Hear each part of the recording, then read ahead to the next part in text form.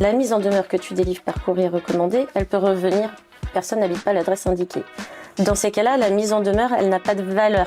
Il existe la procédure du recouvrement des petites créances. Pour les créances inférieures à 5 000 €, l'huissier de justice va pouvoir émettre son propre titre exécutoire. Okay. Mais c'est conditionné en fait. Les frais, ça se passe comment? Parce que là, on imagine bien que tout ça, c'est pas gratuit. Pour ce qui est de l'amiable, comme on l'a vu tout à l'heure, les frais, en principe, restent à la charge du créancier. En matière de recouvrement judiciaire, il y a une condamnation aux dépens. Les frais de justice sont à la charge du débiteur concernant les dépens et les frais d'exécution. Si le débiteur est solvable.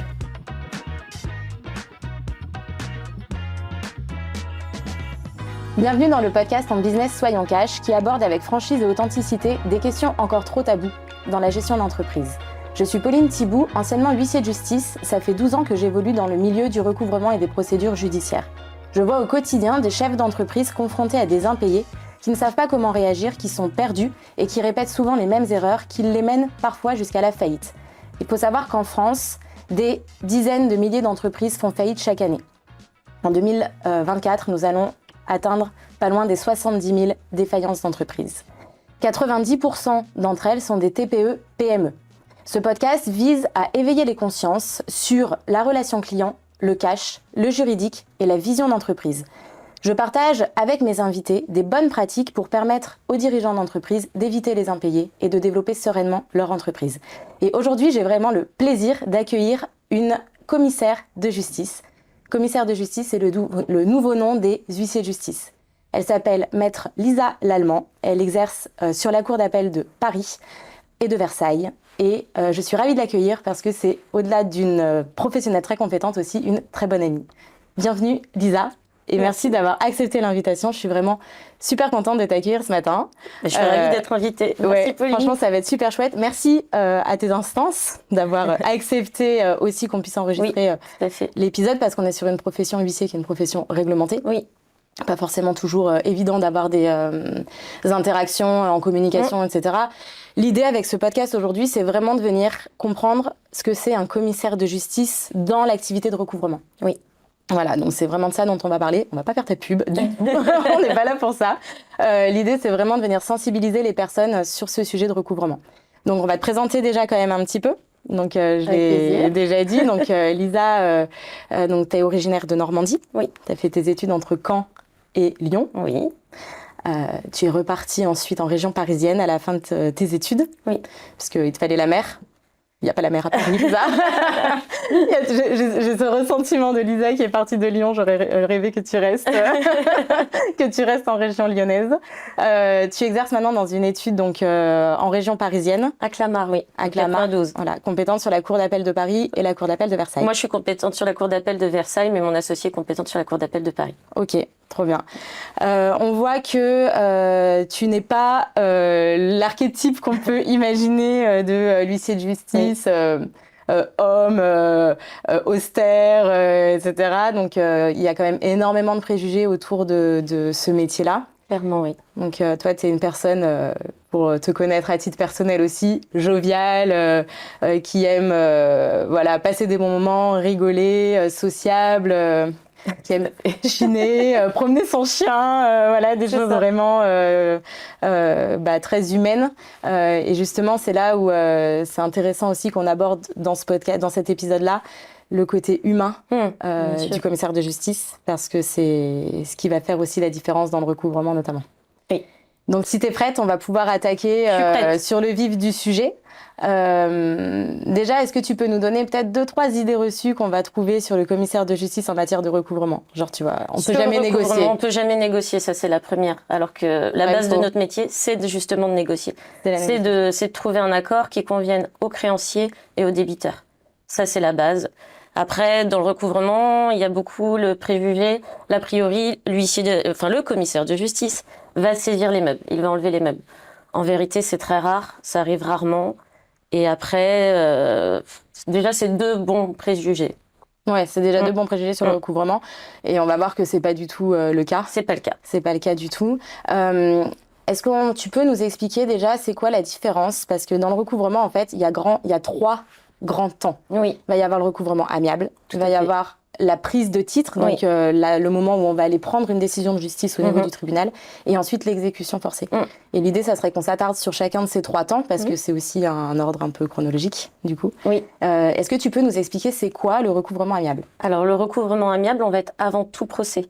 On n'a pas de décision de justice. On va essayer de recouvrer la créance sans décision de justice. Pour ça, l'huissier, il a des moyens qui sont limités sans décision de justice. On peut commencer par la mise en demeure, la relance téléphonique, la relance par email.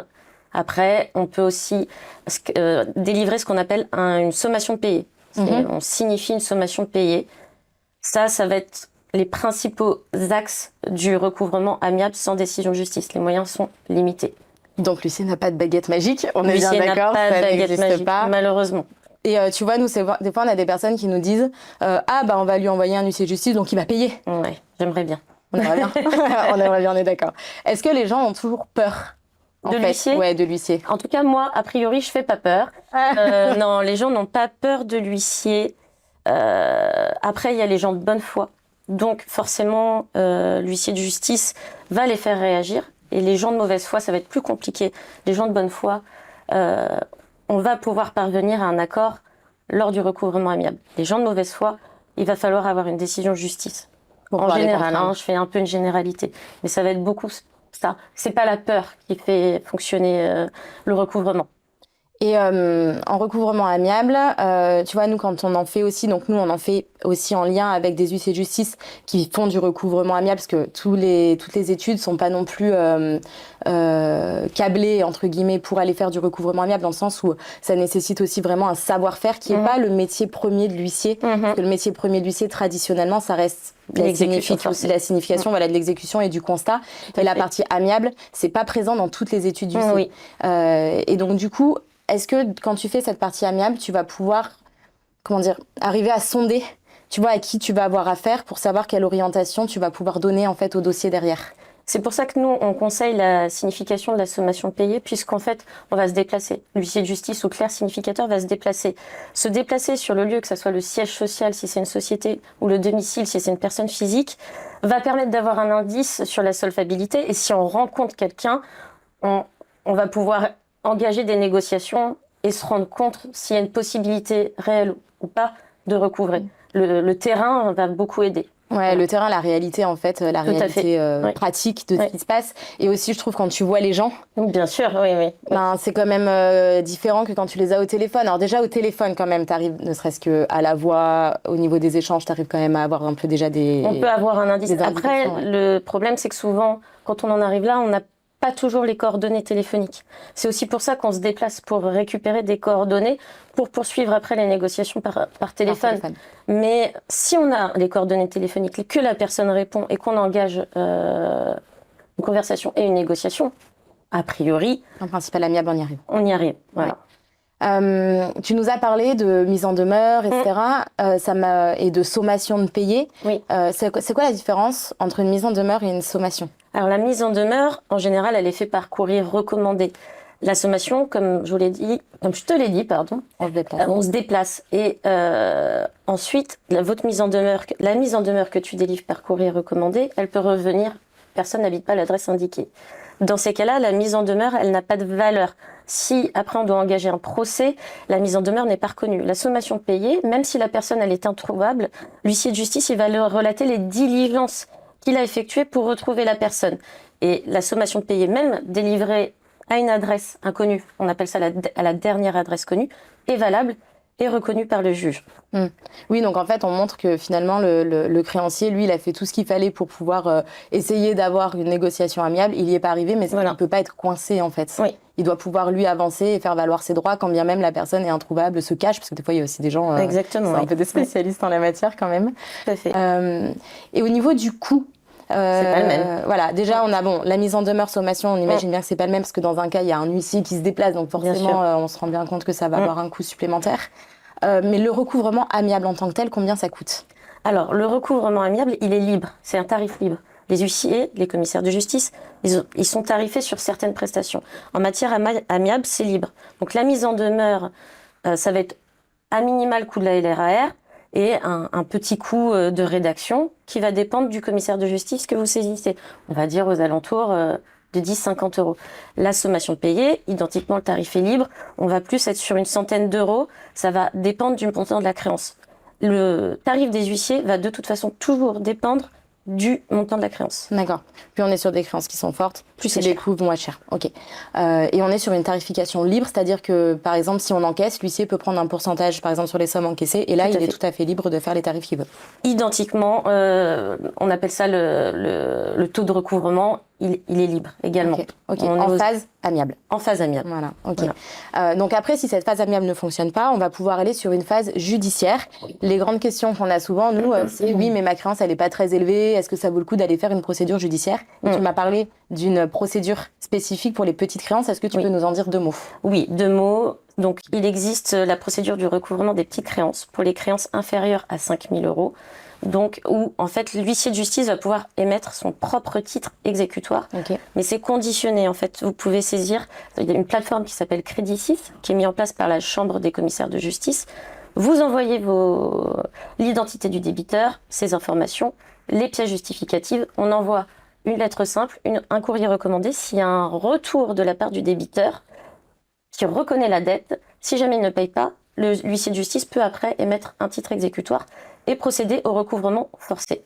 Ok, donc le titre exécutoire, on le rappelle pour les personnes qui sont pas forcément sensibilisées à ces termes et à ces notions-là, c'est en gros équivalent à une décision de justice. Tout à fait. Et c'est ce qui va nous permettre derrière de pouvoir aller faire des procédures d'exécution, des saisies, des choses comme ça. Ce qu'on ne peut pas faire, et on le verra après, qui donne en fait des pouvoirs, entre guillemets, supplémentaires à l'huissier pour pouvoir agir. Oui. Parce que nous, souvent, on voit des personnes, ils pensent que parce qu'on envoie un huissier de justice en recouvrement amiable, parce que c'est un huissier, ah bah c'est bon, il va pouvoir saisir.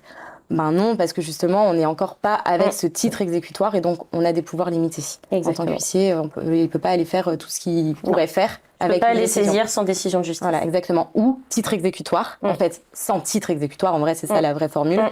Titre exécutoire qui peut être une décision ou le titre émis directement par l'huissier sur les procédures de petites créances. Tout à fait. Et également sur chaque impayé. Exactement. Il faut savoir aussi la petite aparté. C'est bien renseigné. Ouais, petite aparté. Moi, j'ai un peu fait des études quand même.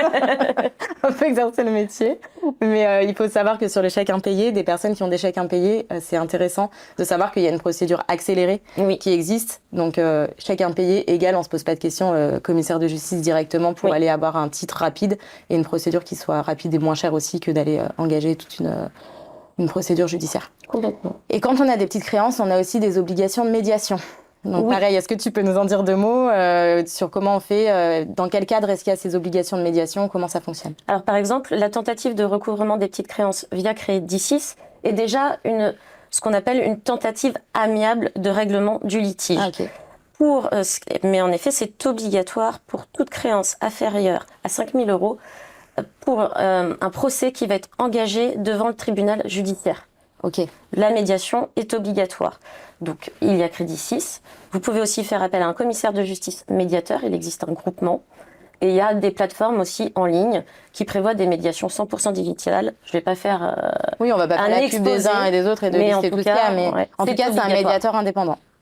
Voilà, tout à fait. Et c'est obligatoire avant le procès pour toute créance inférieure à 5 000 euros devant le tribunal judiciaire. Sinon, il y a un rejet.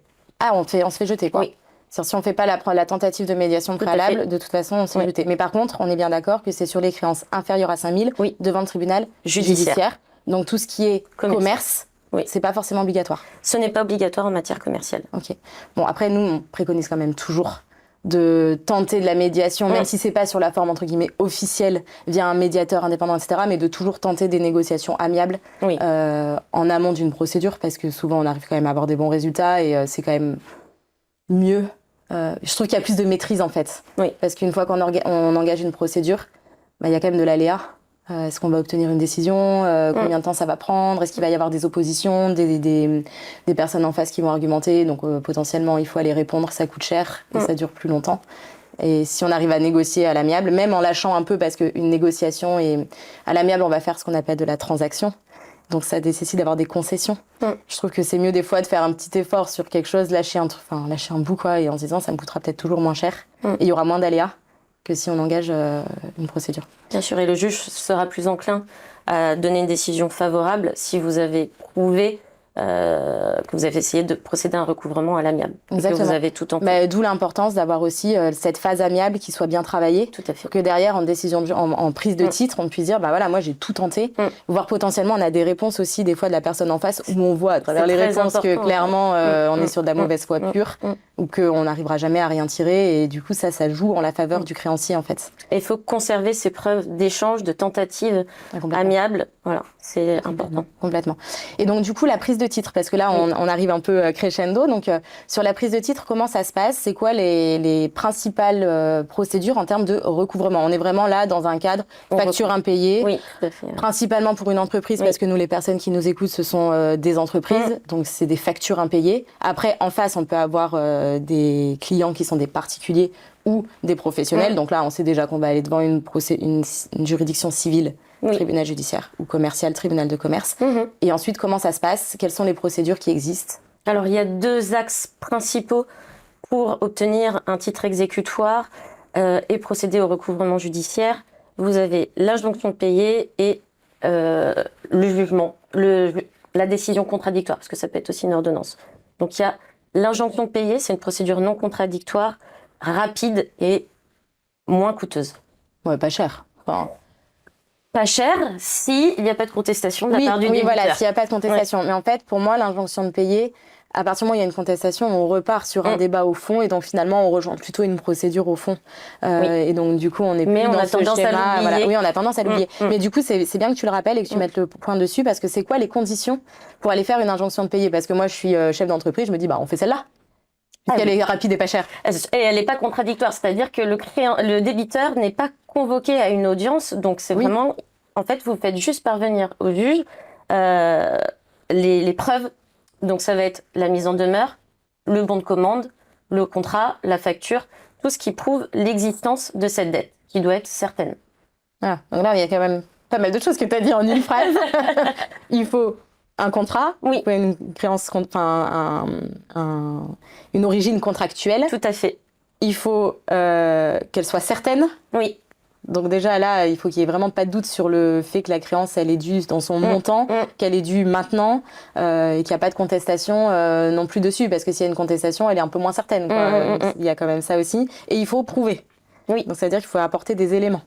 Donc là, il y a quand même 3 conditions hyper importantes parce que celui qui n'a pas de document signé, qui s'est tapé dans la main, ou en face est contesté parce que le boulot n'a pas été fait comme il faut, pas comme on imaginait, etc. On est d'accord que ça va être compliqué. Ça va être compliqué et le juge peut rejeter la requête. D'expérience, il les accepte facilement ou pas ?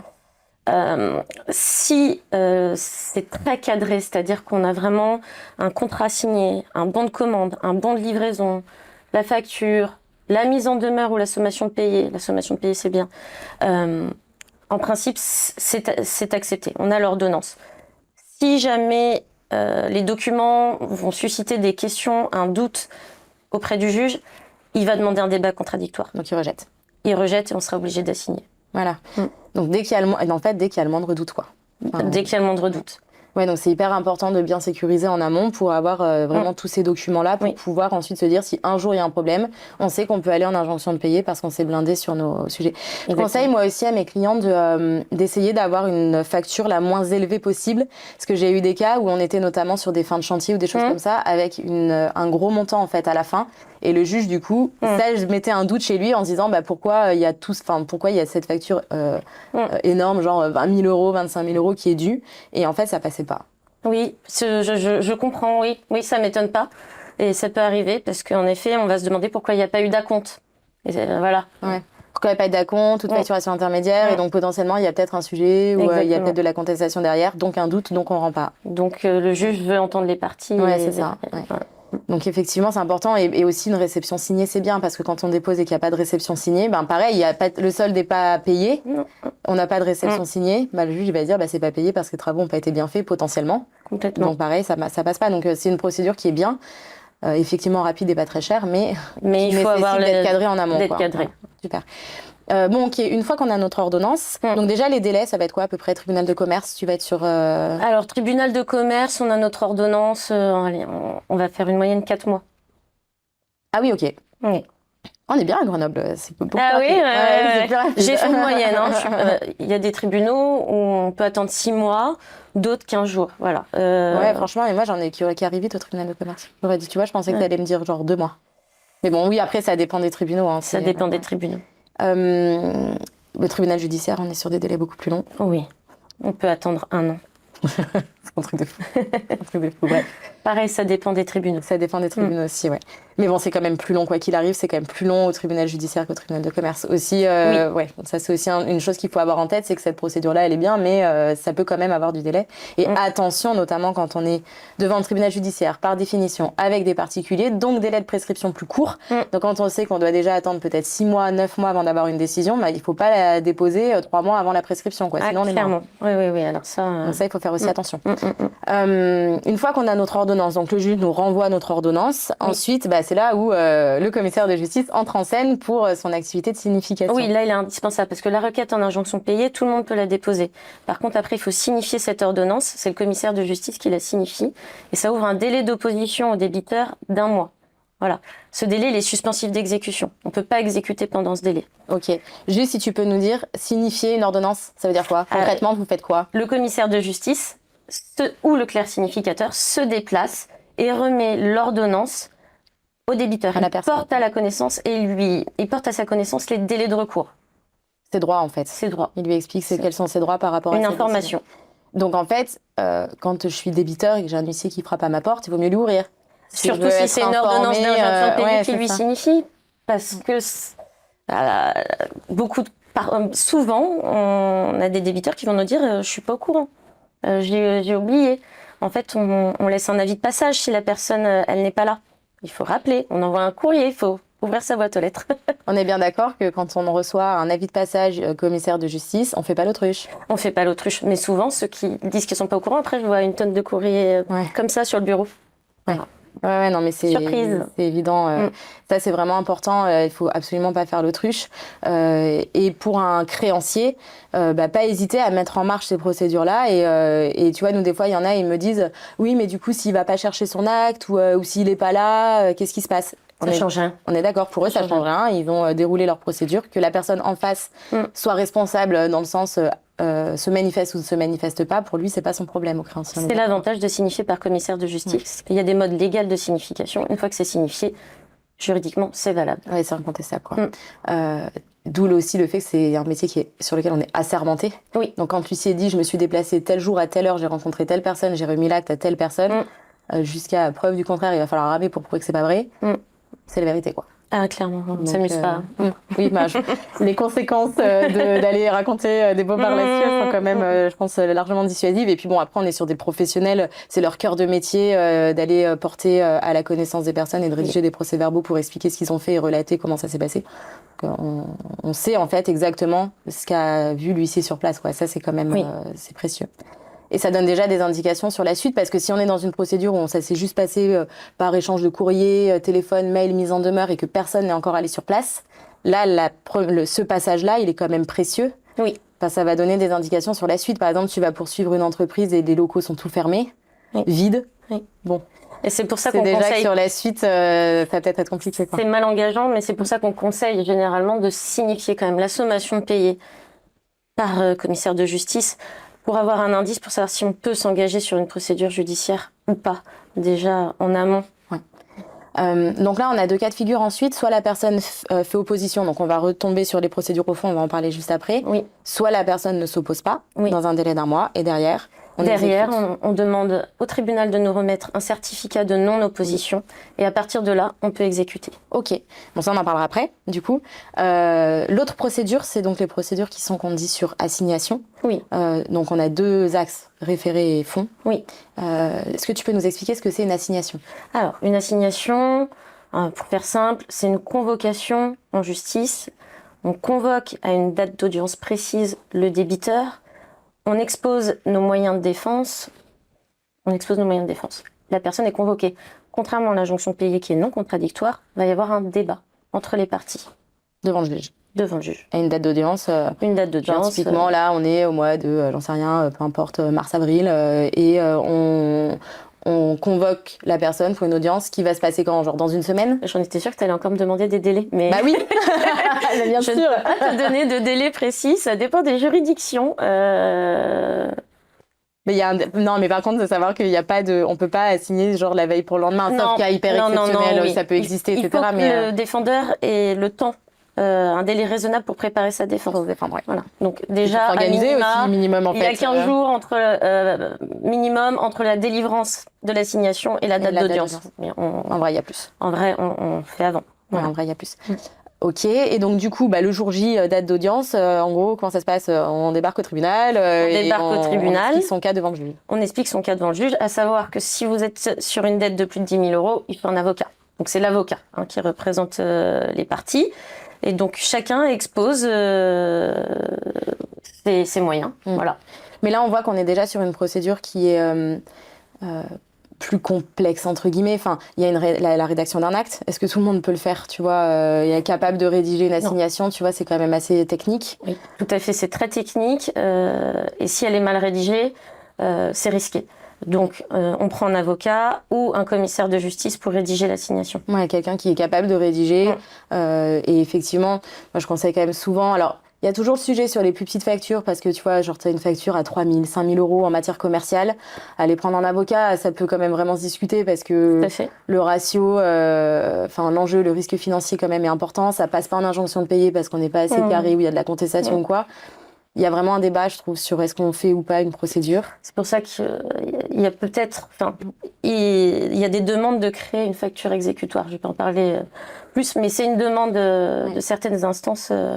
Parce que pour c'est compliqué sur ces petites factures. Moi, je trouve qu'en dessous de 10 000 euros, le sujet, il se pose quand même souvent, surtout quand il y a de la contestation. Et en fait, tu vois, moi, par exemple, des fois, je vais conseiller à des clients quand en face, on a vraiment personne genre qui répond jamais. C'est d'une mauvaise foi, vraiment évidente. Je leur dis, est-ce que vous vous sentez d'aller à l'audience vous-même et au tribunal vous-même? Auquel cas, vous vous défendez tout seul. Et c'est passé des fois, mais parce qu'on a eu personne en face qui s'est présenté et ça de temps en temps. Ouais, mais ça arrive quand même souvent, voilà. Mais on a aussi eu le cas où, en face, il s'est présenté avec un avocat et là, tu dis, bon, du coup, il va falloir aller prendre vous aussi un avocat ou vous désistez, quoi. Oui, et là c'est risqué. Ouais, là c'est quand même risqué, donc il faut vraiment arriver à doser ça, de se dire est-ce que j'y vais tout seul ou pas, et puis après il faut oser, entre guillemets, aller aussi devant le tribunal. On est quand même devant on est dans un milieu spécifique, il y a un peu des codes et tout, et il y a le commun des mortels qui n'est pas du tout habitué à ça, peut être un peu impressionné, c'est pas évident, quoi. Complètement. Donc ça reste un milieu quand même assez spécifique, donc moi c'est vrai que je conseille quand même vraiment souvent de prendre un avocat, mais donc du coup on voit que forcément qui dit avocat dit forcément des honoraires en plus. Oui. Je suis pas en train de dire que les avocats sont trop chers, pas du tout, parce que c'est un vrai métier en fait, et donc ça se paye, et des bons ça se paye aussi forcément, et puis souvent suivant la nature du litige on va aller voir plutôt tel ou tel avocat avec telle ou telle spécialité, donc ça pèse dans la balance, quoi. Une fois qu'on a notre décision de justice, donc vous intervenez quand même aussi, juste faire une mini aparté là-dessus, mais en cours de procédure, vous pouvez aussi intervenir pour des fois signifier des conclusions, notamment quand la personne en face, elle n'a pas d'avocat. Oui. Il faut quand même qu'il soit au courant de ce qui se passe, donc vous allez arriver pour délivrer tous les actes en fait de procédure. Des actes de procédure qui peuvent arriver en cours, oui. Ouais. Voilà, donc là c'est vraiment important, le rôle du commissaire de justice à ce niveau-là, il est quand même vraiment crucial dans une procédure.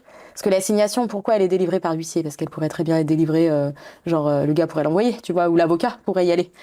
Oui. Alors, on est là pour garantir le contradictoire. Ça existe, on va pas faire tout le détail des procédures, mais on peut avoir une convocation par le greffe en certaines matières, mais identiquement, courrier recommandé, la personne va pas le chercher, ou ça revient destinataire, n'habite pas à l'adresse indiquée. Le seul moyen et la seule façon qui est reconnue, c'est de signifier. Voilà. Ouais, c'est les diligences légales, prévues légalement pour signifier. En fait, moi je trouve que ce qui est important... quand c'est un commissaire, et je l'expliquais souvent moi à mes clients, c'est que le commissaire de justice, il est là pour garantir le contradictoire. En fait, garantir que la personne en face, elle est au courant qu'il y a une procédure contre elle, elle est au courant qu'elle peut se faire représenter, elle est au courant de ses droits. Et s'il n'était pas là, ce serait la jungle, quoi. Ce serait la guerre. Enfin, on ferait tout pour que le mec ne soit jamais au courant. On dirait non, c'est bon, j'ai fait ce qu'il faut, mais en vrai, personne n'aurait vraiment fait ce qu'il fallait, etc. Donc, lui, il est dans l'intérêt finalement d'aucune des parties. Ça, des fois, c'est compliqué à faire comprendre aussi, parce que, certes, c'est le créancier qui est le client de l'huissier, mais c'est pas parce que c'est le client de l'huissier que l'huissier va faire les trucs en sa faveur, forcément. Il va faire ses actes et ses diligences conformément à la loi. On respecte la loi. Et c'est tout, quoi. On est carré et il faut être carré. Et en effet, c'est la garantie des droits du créancier, mais du débiteur. C'est des fois, il y en a, moi j'avais souvenir d'une personne une fois qui m'avait dit mais pourquoi vous faites autant de recherches, il est pas là, délivrez-le comme ça. Ben non, parce que là, on a quand même des vraies pistes pour le retrouver et on est tenu de le retrouver, quoi. Oui. Et lui, ça l'aurait arrangé qu'on le retrouve pas, quoi. Bon, au début, malheureusement, après, malheureusement, ça marche pas comme ça. Donc après, une fois qu'on a notre décision, donc on a notre procédure qui suit son cours, etc. On a notre décision qui peut être une ordonnance ou un jugement. On va pas rentrer dans les détails. On a notre décision de justice, et donc là, on revient à voir le commissaire de justice. Voilà. Donc il va d'abord porter à la connaissance le jugement. Donc on doit signifier, comme l'ordonnance d'injonction de payer, il y a un délai d'opposition. La décision de justice contradictoire a aussi des voies de recours. Donc il faut signifier la décision, et c'est cette signification qui fera courir les voies de recours. Qui fait partir les délais, oui. Bon, l'exécution maintenant est de droit, l'exécution provisoire est de droit. Il n'empêche qu'il faut quand même signifier pour faire partir ces voies de recours. Une fois que c'est signifié, on peut exécuter. On peut exécuter. Et donc là, on arrive sur le cœur de métier vraiment de l'huissier de justice, donc commissaire de justice. Maintenant, on utilise l'un ou l'autre des termes. On a encore le droit, je crois. Pas vraiment, mais... on va super. C'est vrai, c'était pas 2026 là où là, on dit commissaire de justice. Bon, bref, on va dire commissaire de justice. On va essayer de se conformer à la nouvelle nomination. Et donc du coup, quand on a donc son titre exécutoire, sa décision de justice, et ben super, là je suis sûre d'être payée. Bien sûr, comme en recouvrement amiable, pas de baguette magique, la décision de justice. Alors, vous avez quoi pas... comme droit? Qu'est-ce que vous pouvez faire et comment ça fonctionne l'exécution du coup d'une décision? Alors, ce qui est très intéressant avec le titre exécutoire, c'est l'enquête préalable. Essayer de déterminer la solvabilité du défendeur. Alors, on n'a pas une baguette magique, nos moyens sont limités. En France, en tout cas, le commissaire de justice, il n'a pas des pouvoirs d'enquête hyper larges. Mais il peut quand même interroger FICOBA pour déterminer... FICOBA, voilà. Fichier des comptes bancaires. Fichier des comptes bancaires, pour déterminer les comptes bancaires détenus par le débiteur. On a aussi le CIV pour déterminer les véhicules.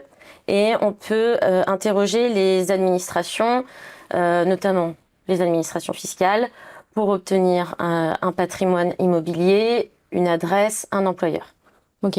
Bon, déjà, quand on a l'employeur, l'adresse, le patrimoine immobilier, s'il y en a, les véhicules dont la personne peut être propriétaire, est-ce qu'elle a des comptes bancaires? On est déjà quand même pas mal en termes d'informations. Alors, ça, c'est sur le papier, c'est ce qu'on peut obtenir. Dans la réalité, c'est pas ça. Si ça fonctionnait, ça serait super. En vérité, on n'a pas toujours une réponse à nos enquêtes auprès des administrations. Les gens peuvent régulièrement déménager. L'information, le changement d'information ne va pas aussi vite que peut bouger le débiteur. Identiquement pour les comptes bancaires, un compte, ça se clôture. Et surtout, souvent, ce que le client s'imagine, c'est que le FICOBA, on lui explique qu'on va déterminer les comptes bancaires. Il pense qu'on connaît le montant qui est sur le compte. Parce qu'on pourrait avoir plein de comptes bancaires, mais ils sont tous à zéro au débiteur. Et ça, on le sait pas. Et ça, on le sait pas quand on a juste la liste des établissements bancaires dans lesquels le débiteur a ou a eu des comptes bancaires. Exactement. Et on sait même pas s'ils sont encore ouverts, en fait. Ou maintenant, on n'est pas censé avoir de compte clôturé. En vérité, on en a encore un peu. Il y en a encore qui apparaissent. Ouais. Ça, c'est important parce que c'est vrai que des fois, les gens ils disent, du coup, pourquoi vous faites une saisie s'il n'y avait pas d'argent? Et oui, non mais pas le savoir, vraiment, en fait. c'est vraiment ce qui est compliqué à faire comprendre, c'est que on peut déterminer des comptes bancaires. Encore faut-il que ce soit les bons. Mais parfois, on fait des recherches comptes bancaires, on peut avoir 15 banques. Je vais pas tenter 15 banques et j'ai pas le montant. Et ça, c'est très compliqué. Et ouais, parce que 15 banques, 15 saisies, 15 fois l'acte, quoi. Et si on fait sur des comptes qui sont débiteurs ou qui sont clos, malheureusement, ça coûte quand même de l'argent. Ça coûte quand même de l'argent. Puis il faut être mesuré et raisonnable aussi dans les procédures qu'on va engager. Donc ça, c'est aussi important à l'avoir en tête. On a un peu l'impression que des fois, ça joue au chat et à la souris. Ah bah oui, forcément. Il a plus d'employeur ou alors il a déménagé, le temps que j'attende de le retrouver, etc. Donc il faut pas être pressé quand même.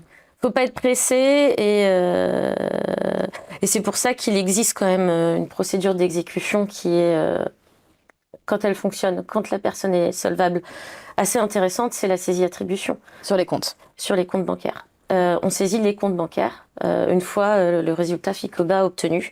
Et pourquoi c'est intéressant? Parce qu'on ne prévient pas le débiteur. Voilà. Ouais, ça tombe un beau matin, bam, t'as ton compte qui est bloqué. Parce que la saisie de meubles, saisie-vente, on va faire un commandement de payer avant. On va laisser un délai. Là, vous avez votre décision de justice, elle est signifiée saisie sur les comptes bancaires. Direct, comme Direct. Ça. Là, si le débiteur n'a pas le temps de cacher son argent, qu'il en a, ça fonctionne. Ouais. Voilà. Ouais, complètement. Après, au-delà de cacher son argent, c'est est-ce qu'il est solvable, est-ce qu'il a de l'argent en tout court ou pas? Parce qu'il n'y a pas que des gens qui cachent leurs sous, il y a aussi des gens qui juste n'en ont pas. Mais c'est hyper intéressant aussi pour savoir, aussi pour vérifier des fois des réalités de ce que les gens nous disent. Parce que quand on est dans des phases amiables, la personne, elle a pu nous dire j'ai pas les moyens, je vous payerai quand je pourrai, ou laissez-moi tranquille. Et en fait, on fait une saisie et les comptes sont largement créditeurs, ou à l'inverse, largement débiteurs. Et là, on se dit, en fait, ce qu'il nous a dit, c'était vrai. C'était vrai. Et il n'y aura pas forcément d'argent, mais encore une fois, la phase amiable, hyper importante. Et aussi de récolter pendant la phase amiable, et même au-delà de la phase amiable, pendant les phases de conclusion de contrat, d'avoir un maximum d'informations, en fait. Quand c'est une entreprise, d'avoir vraiment le numéro SIRET, le siège social, les différents établissements, les bons coordonnées, essayer d'avoir les comptes bancaires. Non, mais ça, c'est très important à dire. En amont, le nombre de fois où j'ai pas de mail, pas de téléphone et pas de numéro SIRET, sur le nombre de sociétés qui peuvent avoir un peu des noms aussi très ambivalents ou des noms d'enseignes. Voilà. T'as une facture au nom de l'enseigne et derrière après t'as une décision au nom de l'enseigne et t'arrives c'est pas la société, du coup tu trouves rien. Ça m'était déjà arrivé quoi. En fait tu condamnes, j'en sais rien, moi la chaise blanche, c'est une chaise blanche devant moi et c'est pas du tout le nom de la société en fait et donc compte bancaire il y en a pas. Donc là aussi il y a une vérification du commissaire de justice et du professionnel qui va déposer l'ordonnance d'injonction, la requête en injonction de payer ou qui va faire la procédure, de vérifier qu'on s'adresse bien à la bonne société. Et sauf que des fois les gens ils le font eux-mêmes de déposer leur requête en injonction de payer et donc du coup là des fois on a des décisions qui sont juste pas possibles à exécuter quoi. Ils sont pas exploitable. En effet. C'est ça, il faut faire attention à ça. Donc, quand on signe un contrat, on le fait signer à la personne qui engage juridiquement. Donc, si c'est une société, on prend bien la société, son siège social, son numéro SIRET, et pas l'employé qui vient passer le contrat avec une adresse d'un établissement secondaire et on va rien retrouver sans... Voilà. Non, il faut être vigilant là-dessus. Et bien évidemment, toutes ces coordonnées-là, au début de la relation commerciale, sont faciles à obtenir. Exactement. Quand on arrive quand c'est un impayé, on sort les rames, quoi. C'est hyper compliqué. Donc, donnez-nous votre numéro qu'on puisse vous appeler après la saisie sur vos comptes. Ça, la personne, elle va jamais te le donner. Donc, ok, on fait la saisie sur compte bancaire. Bon, après, on va pas aller rentrer dans le détail, mais les personnes, elles ont toujours, tout le temps, dans toutes les mesures d'exécution entreprise, des possibilités de faire des recours. On a aussi des procédures qui sont sur différents types de biens. Si par exemple, tu vois, des fois on a des gens, tu dois en avoir aussi dans tes clients qui nous disent mais je comprends pas, il me paye pas, mais il habite dans une super baraque, ou alors la société elle a une super flotte de véhicules et moi il me paye pas ma facture et vous me dites que c'est pas solvable, allez saisir sa maison ou allez saisir tous ses véhicules, etc. Alors là, il y a plusieurs choses qui vont entrer en jeu. Déjà, il y a un principe de proportionnalité. Je vais pas saisir une maison pour une dette de 1 000 euros. Voilà. Il y a un principe de proportionnalité qui engage le commissaire de justice. Ensuite, il y a aussi un principe de patrimoine. C'est-à-dire que une société, le gérant, sa maison, c'est sa maison, c'est son patrimoine personnel. Voilà. Ça, il y a une nuance à faire. Il y a le patrimoine professionnel et le patrimoine personnel, les deux ne s'imbriquent pas. On peut pas, voilà, il y a un scindage qui se fait et qui doit être respecté. Après, une maison peut tout à fait être saisie si c'est un patrimoine personnel pour une dette personnelle. Pour une société, si à son siège social ou dans un de ces établissements secondaires, il y a du mobilier qui a de la valeur, il peut être saisi. On peut l'enlever et le mettre en vente. Ouais, complètement. Je sais pas si je réponds à ta question. Complètement. Et en fait, c'est simplement qu'on va bien saisir le bien qui appartient à la personne physique ou morale qu'on poursuit. Et il faut que la dette, elle soit d'un montant suffisamment significatif pour aller engager ces procédures sur tel ou tel bien. Et aussi, notamment sur les véhicules, il faut que la personne soit propriétaire des véhicules. Voilà, parce que tu sais, des fois, dans des flottes de véhicules, en fait, c'est en leasing. Les leasing, clairement, c'est que ça maintenant. Dès qu'on a une belle voiture, c'est du leasing. Donc ça appartient pas à la société, donc on peut pas la saisir. Voilà. Mais ça rend fou. Moi, ça les rend fous, les clients. Et il y a des belles voitures, il y a des belles voitures, mais non. Paraître versus la réalité de la propriété. Et c'est quoi les principaux obstacles auxquels vous allez être confrontés? Parce qu'on a vu que c'était un métier de terrain et donc il y a, ok, ça c'est très beau, on saisit des comptes, on a bien compris s'il n'y a pas d'argent, il n'y a pas d'argent. Enfin voilà, il y a une question de solvabilité. Et au-delà de la solvabilité, il y a quand même aussi d'autres problématiques auxquelles on peut être confronté. C'est quoi les principaux obstacles que vous pouvez rencontrer? Ce qui est très étonnant, hein, mais le premier obstacle, ça va être de trouver le débiteur. Sur des personnes physiques surtout ou même des entreprises? Même des entreprises. Alors ça va être de trouver parce que en fait il y a beaucoup de sociétés ou d'entrepreneurs individuels qui vont changer d'adresse, qui vont pas procéder à un changement au niveau du registre du commerce, vont pas procéder à un changement d'adresse de siège social, donc on ne les retrouve pas. Et, pour les débiteurs donc qui vont déménager, on les retrouve pas. Et il y a aussi, pour les entreprises, les sociétés de domiciliation. Ah ouais, oui, c'est juste une boîte aux lettres. C'est une boîte aux lettres. Ouais. Ça arrive, il y en a de plus en plus. Et on voit aussi, je trouve, de plus en plus des gens qui sont un peu nomades, tu sais. Donc ils ont un siège social, effectivement, sur une adresse postale, limite même des fois chez les parents, ou j'en sais rien, ou comme tu dis, une société de domiciliation qui, en fait, physiquement, sont pas du tout là, n'ont pas de bureau, n'ont rien, quoi. Ils n'ont pas de bureau, donc à part, il n'y a rien à saisir. Le voire même des comptes à l'étranger aussi. Voilà, ça va être plus compliqué si les comptes à l'étranger, c'est possible quand même, mais c'est plus compliqué. Les confusions de patrimoine, bon, je vais pas donner des pistes. On va pas aller dans le détail de dire aux gens comment organiser leur insolvabilité. Exactement, mais en sachant que c'est une infraction. Hein. C'est une infraction. L'organisation d'insolvabilité, c'est une infraction. Après, je le rappelle régulièrement, mais... Après, encore faut-il poursuivre, que ça a un intérêt suffisamment important pour qu'il y ait un ministère public qui accepte de poursuivre. Enfin, bon, après, on rentre dans d'autres considérations, mais il y a quand même des fois sur des grosses boîtes où il y a des montages dans tous les sens, des transferts aussi de fonds. Enfin, c'est quand même un sujet et il peut avoir des billes aussi pour essayer d'aller attaquer sur ces niveaux-là de temps en temps. Donc voilà, on voit que c'est quand même pas si simple. Si vraiment c'est insolvable, quand on poursuit une entreprise, on peut aller jusqu'à une assignation, en redressement, liquidation judiciaire. En redressement judiciaire, voilà. Où après, les actifs seront liquidés s'il y a des actifs. Ouais. Donc là, d'où l'intérêt aussi de faire des procédures des fois même qui ne marchent pas. Enfin, moi, je suis assez... j'ai l'assignation, entre guillemets, en redressement judiciaire assez facile, dans le sens où ça dépend toujours bien évidemment de la personne qu'on a en face. Si c'est des vraies difficultés financières et qu'on voit que la personne elle a envie de s'en sortir, on va pas l'enfoncer. Par contre, on a vraiment des gens des fois, clairement, ils sont d'une mauvaise foi incroyable. Et il y a que mis au pied du mur qui vont commencer à payer. Et du coup, les actes négatifs... Ça peut faire réagir. Ça peut vraiment faire réagir. Enfin, nous, on en a quand même plusieurs qui payent là-dessus. Hein, c'est incroyable. Hein. Oui. Et du coup, le fait d'avoir montré via des actes d'exécution qui ne fonctionnent pas que du coup, c'est insolvable... c'est des actes qui servent quand même. Et bien on peut s'en servir après. C'est indispensable dans tous les cas, pour assigner en redressement judiciaire. Il faut prouver qu'on a tenté d'exécuter. Et donc là, les frais, ça se passe comment? Parce que là, on imagine bien que tout ça, c'est pas gratuit.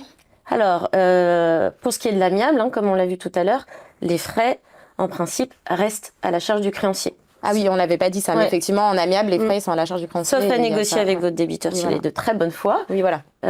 Ça reste à la charge du créancier. En matière de recouvrement judiciaire, il y a une condamnation aux dépens. Les frais de justice sont à la charge du débiteur concernant les dépens et les frais d'exécution. Si le débiteur est solvable. Ouais, si ça paye quoi. Si ça paye pas. Si ça paye pas, ça reste à la charge du créancier. Donc il faut vraiment réfléchir à l'opportunité de la poursuite. Ça, c'est hyper intéressant. Moi, je dis toujours à mes clients, obtenir une décision de justice, c'est facile. Oui. Enfin, en fait, même quand il y a de la contestation, en vrai, on sait faire. Des avocats savent faire, c'est leur cœur de métier. Par contre, est-ce que derrière, on a une chance, oui ou non, d'encaisser de l'argent? Si la réponse c'est non, ou alors les chances, elles sont minimes, même si on a toutes les chances du monde d'obtenir une décision de justice favorable, c'est pas forcément opportun d'y aller, quoi. C'est pour l'accrocher dans son salon. Clairement. C'est pas d'intérêt, quoi. Et c'est là tout le rôle du commissaire de justice quand vous envoyez votre dossier. C'est l'enquête au préalable pour la sommation de payer. Oui, non, il y a un intérêt à prendre une décision de justice. On prend la décision de justice parce que ça interrompt la prescription. Il peut y avoir un retour à meilleure fortune. Ça, effectivement, ouais. Après, on tente de l'exécution. Et très rapidement, on se rend compte. On va limiter les frais, on va pas aller exposer 2 000 € de frais. Faut pas limiter les frais. C'est ça. Et donc, ça aussi important à bien faire comprendre aux personnes qui écoutent. Si un jour vous allez voir un commissaire de justice pour obtenir une décision de justice ou parce que vous en avez déjà une et que vous voulez la faire exécuter, l'huissier de justice, commissaire de justice, demande une provision. Sur les frais, une avance sur les frais. Oui. On est bien d'accord. Et ça, c'est normal. Moi, j'ai l'autre fois encore une personne qui m'écrit « Oui, mais le commissaire de justice me demande encore 300 €. Est-ce que c'est normal? Est-ce que vous pouvez faire quelque chose pour moi ?» Ben non, c'est normal. Enfin, on est censé le demander à chaque fois. Ouais, c'est en plus, c'est normalement vraiment obligatoire, quoi. Donc, et c'est logique parce que vous allez engager des frais. Oui. Et quand ça marche pas, après, aller se faire payer même par le créancier quand on n'a pas demandé de provision. Franchement, des fois, c'est compliqué. Et les gens, ils sont tellement... frustrés, tu sais, énervés, sentiment d'injustice, de dire il faut en plus que je paye, ils sont en colère. Du coup, je trouve que c'est compliqué après. C'est difficile parfois de faire comprendre qu'on n'a pas une obligation de résultat, on a une obligation de moyens. On va tout faire pour essayer de recouvrer cette somme, mais si on n'y arrive pas, on n'y arrive pas. Ouais. Et ça reste malheureusement à la charge du créancier. Il faut en avoir conscience. Exactement.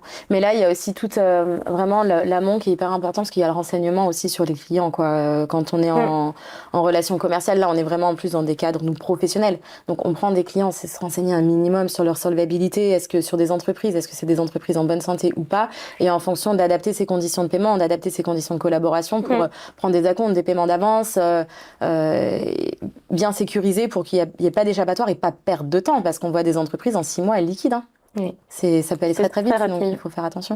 Et on a quand même ce contexte-là en ce moment, je ne l'ai pas rappelé en introduction, mais ce contexte compliqué d'augmentation du nombre de défaillances, d'augmentation des délais de paiement.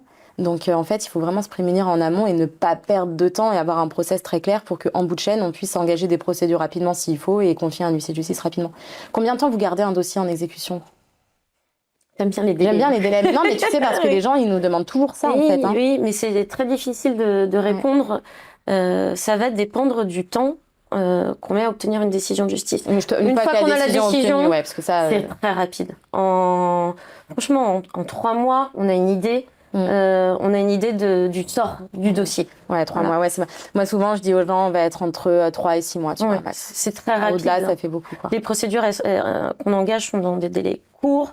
Ça va vite. Ça va vite, on a une idée rapidement. Après, ce que je conseille, c'est de tenter une première fois et d'attendre. Si on n'a pas envie de mettre beaucoup d'argent dans la procédure, mais on veut pas lâcher l'affaire, on réessaye dans quelques mois. On réessaye. Ouais, je suis d'accord. Les retours à meilleure fortune, il y en a. Hein. Ouais, des belles sur des entreprises et surtout aussi des fois sur des particuliers. Sur les deux. Mais sur les deux, ça peut fonctionne. Voilà. Et on se fait oublier et puis après on revient. C'est ça, on se fait oublier puis on revient un beau matin.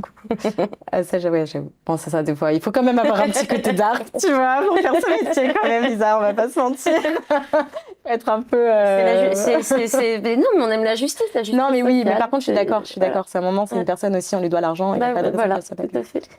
Bon, on a fait un super tour d'horizon, je pense qu'on arrive à terme. Juste un petit mot quand même, juste pour conclure sur les constats, parce que c'est quand même une autre activité du métier.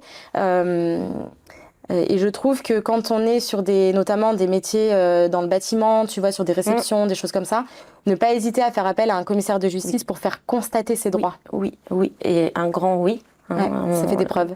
Le constat, c'est une très grosse part de l'activité du commissaire de justice. Et c'est, en matière de chantier, vraiment une arme importante en matière de preuves. Voilà. Pas que d'ailleurs, parce qu'il y a aussi, tu vois, je pense à par exemple des personnes qui ont des agences web, qui ont des choses comme ça, pour constater aussi par exemple la création d'un site, la création de... Maintenant, il y a plein de community managers qui rédigent des articles sur des réseaux sociaux, etc. Donc à un moment, de faire constater aussi l'existence des articles qu'ils ont rédigés sur un réseau social, par exemple, avant que la personne dise, elle supprime tout son fil d'actualité, genre, il n'a pas rédigé les articles. Va prouver après qu'ils ont été en ligne.